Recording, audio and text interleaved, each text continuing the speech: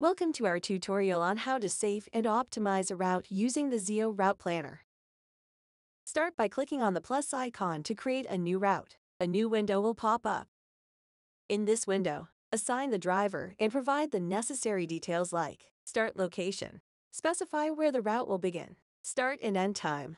These help plan the route according to the driver's shift timings. Start date. Set the date when the route will start, crucial for managing multiple routes starting on different days. End location. Define where the route will end if needed.